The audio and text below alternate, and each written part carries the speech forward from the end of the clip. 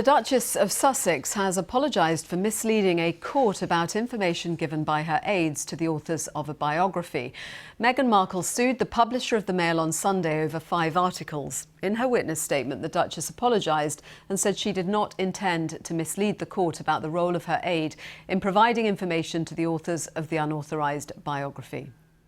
The hearing this morning has focused on a distinction between what was intended to be public information and what was intended to be private. Now, we know obviously that earlier this year, the Duchess of Sussex was successful in her claim against the Mail on Sunday. A court ruled that it was an unlawful publication of that letter from Meghan Markle to her father. The newspaper's lawyers are trying to have that decision overturned. They believe that it's possible that part of the content of that letter was possibly intended for public consumption. Now, the key thing that we are hearing over the last couple of days is about what information was shared and how much she knew it was being shared. Previously, the Sussexes have said that a spokesperson said the couple did not share any information, did not contribute to a biography called Finding Freedom. However, yesterday in court, a witness, a senior aide to the Duchess, said that actually there were a number of meetings, both in person and over email, about that publication, that the Duchess of Sussex had shared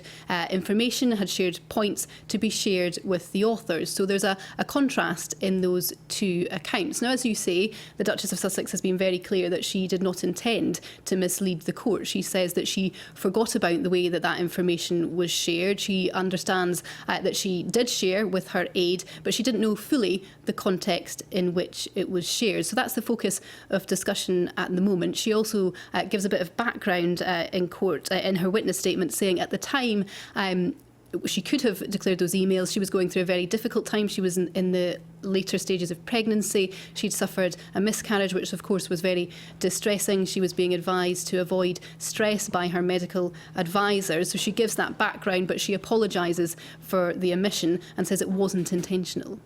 Where do things go from here? How much longer does this hearing go on for? Well, this afternoon we expect more detail to be looked at. It's very detailed, it's very complicated, it's not a straightforward judgment. And whatever the judgment, it will have implications not just in this case, but for other cases too. So when it comes, it will be very significant. Perhaps it won't be that straightforward, but certainly a very important issue.